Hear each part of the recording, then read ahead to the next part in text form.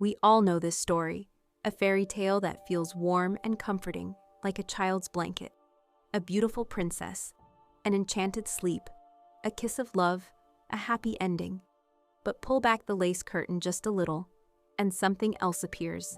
Darker, more unsettling, more real. Because Sleeping Beauty is not just a fairy tale.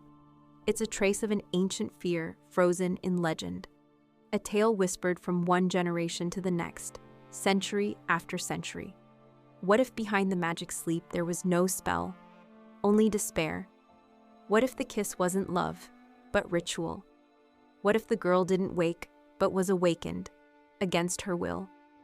We've grown used to the sugar-coated version, but underneath it lies a story of pain, of silence, of forbidden truths, a story people once feared to tell out loud. Today, we're going to tell it.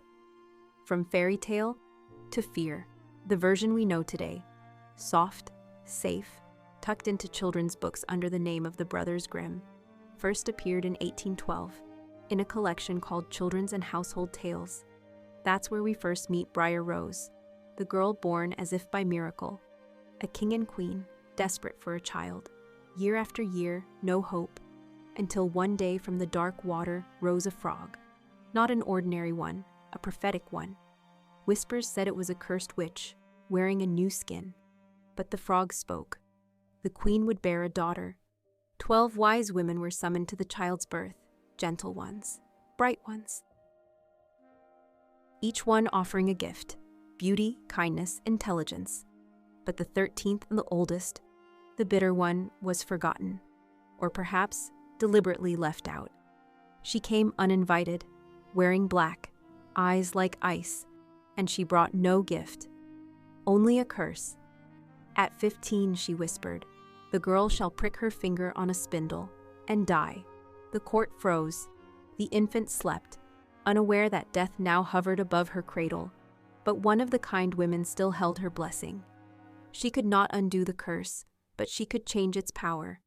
She will not die, the woman said. She will only sleep, deeply, for 100 years. The king, terrified, ordered every spindle in the kingdom destroyed, every last one. He thought he could outsmart fate, but what is stronger, fear or prophecy? At 15, just as foretold, the princess, led by curiosity, wandered into the forgotten wing of the castle. In the tallest tower, she found an old woman spinning thread. She looked harmless as the thin needle twisting silk. One moment, one prick, and the story began. The girl fell. The entire court fell asleep. The fire froze in the hearth. Flowers withered in their vases. Birds stopped mid-flight. Time itself stopped. The castle was wrapped in thorns, as if the world wanted to hide what had happened. 100 years later, a young prince forced his way through the thorns. He touched her lips, and she woke up. A fairy tale? Maybe. But here's the question. Why do hundreds of earlier versions, from France, from Italy, even from Scandinavia, feel less like a miracle and more like a warning? Why is there no kiss in those stories? Only violence. Why doesn't the girl wake on her own, but is used even before she opens her eyes? What was hidden beneath the beautiful disguise? Why does the tale we read to children echo ancient rituals and deep-rooted fears passed down through the centuries? And the most important question, why was it rewritten, the story adults tried to hide? When Jacob and Wilhelm Grimm traveled across Germany collecting folklore, they weren't trying to entertain children. Their tales for children in the home only looked innocent on the surface. Inside, they were harsh, dark stories, filled with ancient fears, pagan rituals, violence, and pain. These tales came from the people, and were meant for the people, which meant not for children's ears. Sleeping Beauty was one of them. At first glance, a romance, a beautiful girl, a magical sleep, a saving kiss. But look closer, and every detail changes its meaning. The blood from the spindle, not just a wound. It's a symbol, the first menstruation, the line between girlhood and womanhood. The 100-year sleep, an allegory, a frozen moment between innocence and maturity, as if time itself stops, letting the body and the world prepare for awakening. And the kiss, it's not love, it's not tender, it's a metaphor for sexual awakening. The beginning of adult, physical life, even the father's desperate order to destroy every spindle, reads differently now. It's the panic of a man facing his daughter's coming of age, the fear of change, the wish to keep her small, to erase the very idea of female maturity, to stop a transformation he cannot control. But that's just the surface. Beneath it lies something even deeper, something the Grimms never wrote down, something adults avoided for centuries. Because if you dig further, past the lace curtains and velvet gowns, the tale isn't German at all.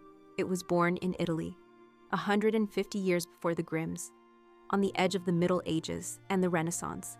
And there, hidden in Italian folklore, this story was told for the first time.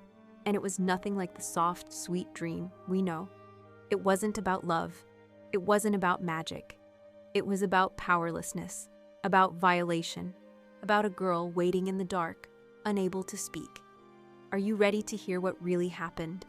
The Italian version. Sun, Moon, and Talia. Long before the Brothers Grimm, before Disney, before glass slippers and magic kisses. In 1636, a book was published in Naples, a collection called The Tale of Tales, or Pentamerone. Its author was Giambattista Basile, a court poet, a playwright, and a keeper of folk memory. Among dozens of stories soaked in southern sun, wicked witches, and the heavy breath of Renaissance morality, one tale stood out, darker than the rest. A tale called Sun, Moon, and Talia. The plot begins like a fairy tale, but ends differently, and far more terrifying. A noble lord has a daughter. Prophets warn. Her fate is tied not to a spindle, but to flax, to what lies hidden inside it. A sliver, a sharp fragment that will bring her ruin. The girl grows up, radiant, soft, bright as morning. One day, as if in a dream, she sees an old woman spinning flax. Curious, Talia reaches out, touches the thread, and a splinter pierces beneath her fingernail. She collapses, no cry, no sound, as if dead. Her father, broken by grief, orders her body taken to a countryside palace. He locks the doors, leaves, and never returns. Days pass, months, years. The castle swallows time, until one day, while hunting, a man stronger than fear enters the ruins, a king.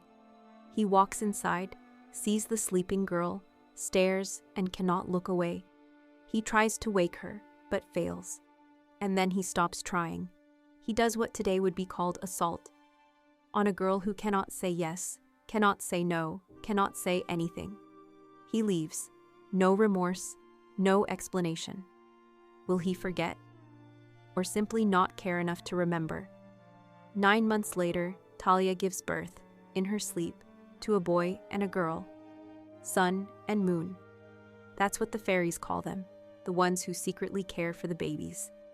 They place the children at her breast so they don't starve. One day, as the baby sucks her finger, he draws out the sliver, the one buried under her nail, the one that kept her frozen between life and death. And Talia wakes. She remembers nothing, but beside her are her children. Life. Light. Sometime later, the king returns. He's surprised, then pleased. They spend joyful days together. But he has a wife, a real one, jealous, cruel.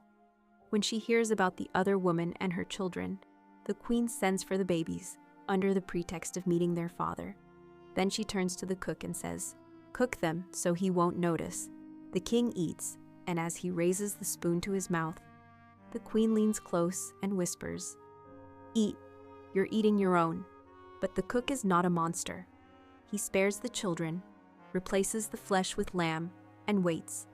When the truth is revealed, the king is furious. He orders the queen executed, her secretary too, and almost the cook, until the man, in tears, confesses, "The children are alive, I saved them."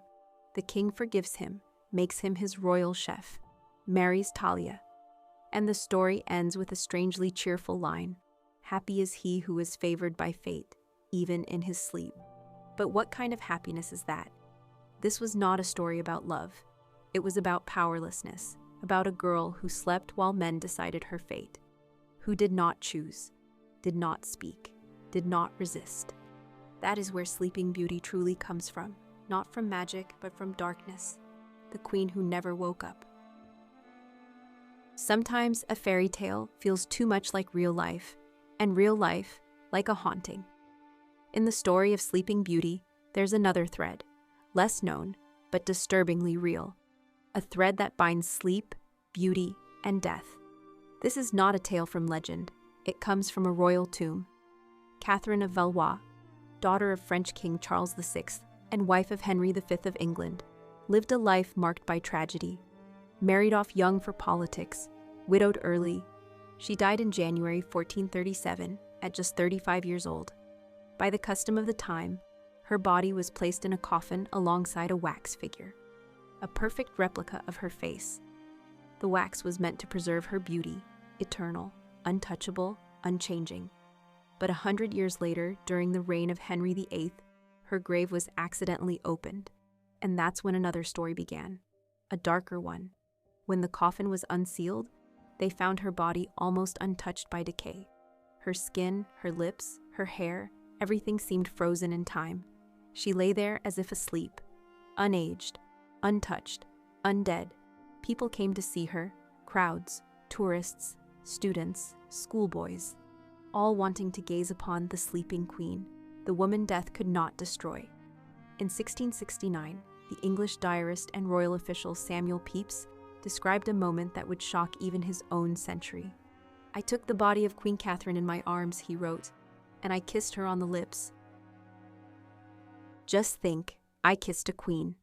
It wasn't a kiss of love, it was a kiss of obsession, a kiss without consent, a kiss without life, and he wasn't alone. A strange fashion began, the kiss of the dead queen. People didn't just want to look, they wanted to touch, to kiss, to feel immortal beauty up close. Catherine still lay there, untouched by time. But what the centuries spared, people destroyed. Someone took a lock of her hair. Another broke off a piece of her gown. Another touched her bones. By the end of the 18th century, there was nothing left of the sleeping queen. Only dust, scraps, and splintered remains. She was finally reburied in 1878, 4 centuries after her death. With dignity, with respect, but far too late. By then, the image had already taken root. A woman asleep for centuries, frozen, beautiful, silent. Death that looked like sleep. A body that could not say no. A beauty that could not resist. Aren't those the same patterns, the same shadows as in the tale? But here, no one woke up. Here, the story didn't end in a wedding. It ended in slow, human ruin. And still, they call her the Sleeping Queen. Incorruptible bodies, saints and sleeping beauties. In Catholic Europe, where faith was bound to flesh, to death, and to miracles, there was something that inspired awe and reverent terror at once: incorruption. If the body of the dead did not rot, if the skin remained smooth, if the eyes didn't sink in, if the face stayed intact, it was seen as a sign of divine grace, especially if the body was female. Because according to medieval doctors, a woman's body was more vulnerable to decay. Her flesh was softer, her blood hotter, her nature wetter. According to medical treatises of the time, the female form was the first to rot. And so, when it didn't, it was a miracle. This is how a new category of the dead emerged. The ones who could no longer be called dead, the incorruptible saints. And more often than not, they were women.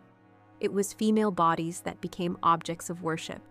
In Bologna, to this day, one of the most famous relics is still on display: the body of St. Catherine of Bologna, who died in 1463.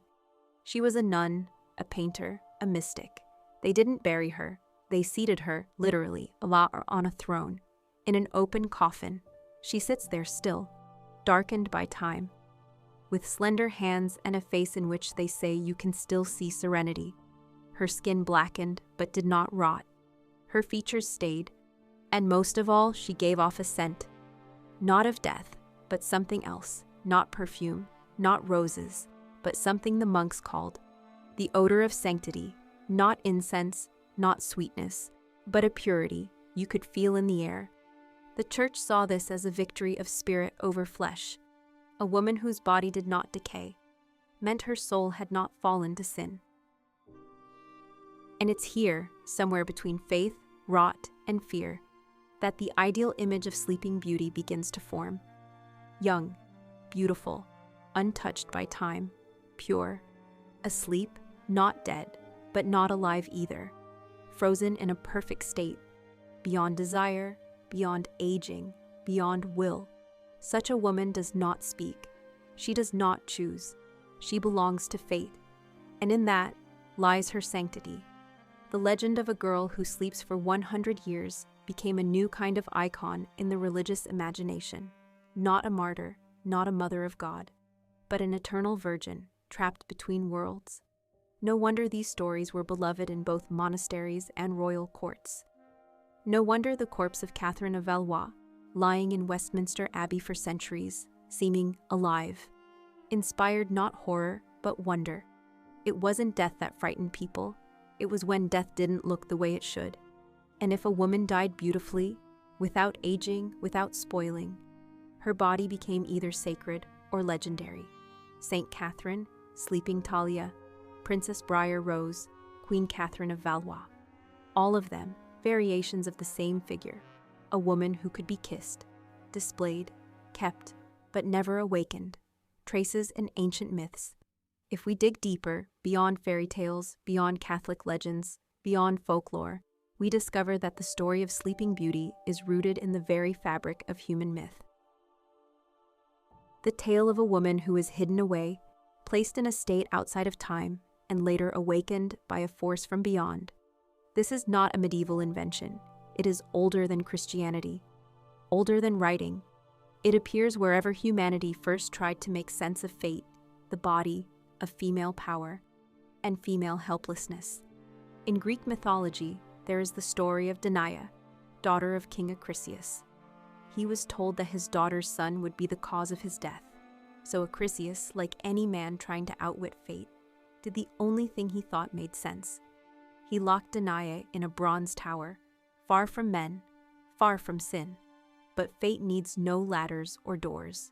Zeus entered the tower not as a man, but as golden rain, as a force that could not be stopped. And from that mythic union, Perseus was born, the hero who would, in time, fulfill the prophecy and kill his grandfather. Sounds familiar, doesn't it? A woman locked away, a woman untouchable, a woman entered by a force from above. Pregnancy, birth, destiny fulfilled. It's the same mythic rhythm we see in Sun, Moon, and Talia. The same formula where the female body becomes the vessel of fate, but never its author. This pattern appears again in the far north, in Norse sagas. Brunhilde, one of the great Valkyries, disobeys Odin. As punishment, he doesn't kill her. He puts her to sleep, pricking her with the thorn of sleep. Then he places her on a mountain, surrounded by a ring of eternal fire. She is to sleep forever. Or until a hero brave enough appears. And one day, he does. His name is Sigurd. He rides through the flames. He kisses her. He wakes her. A fairy tale, a sleeping woman, a wall of fire, a hero, a kiss, an awakening. But still, no freedom. The sleep was a punishment. The awakening, not a choice. Everything was decided in advance. These stories are scattered across cultures like shards of a single archetype. Danae, Talia, Brunhilde, Briar Rose. They are not different heroines. They are different faces of the same mythic figure. A body that is locked away, put to sleep, surrounded by bronze or flame, and later opened, invaded, penetrated, so that destiny may be fulfilled. The archetype is always the same. The woman is the gate through which fate passes, but she is never its author. She waits, she does not choose, she does not act. Others decide for her. Her sleep is the symbol of her silenced voice. Sleep, waiting, rescue, or intrusion.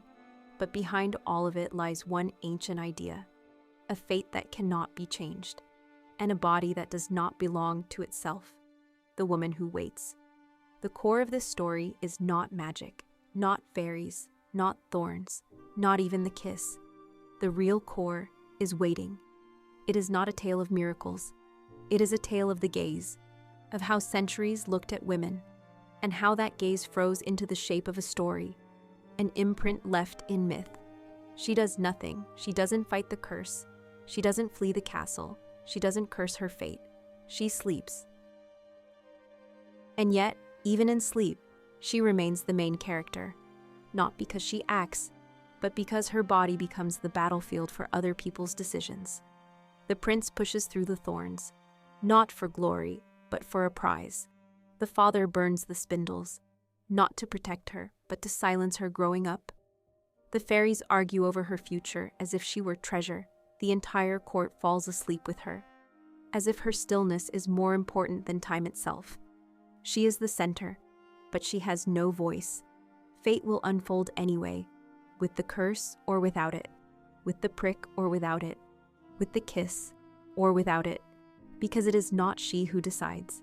She is silent, but legends are spun around her, about beauty that never fades, about a body that does not rot, about purity that can only be preserved through sleep. This is the perfect feminine ideal in patriarchal culture. Beautiful, voiceless, untouchable, unmoving. A living body without resistance. Maybe that's why this story has survived for centuries, because it holds more than just romance. It holds an eternal anxiety about time, power, death, and power over the body.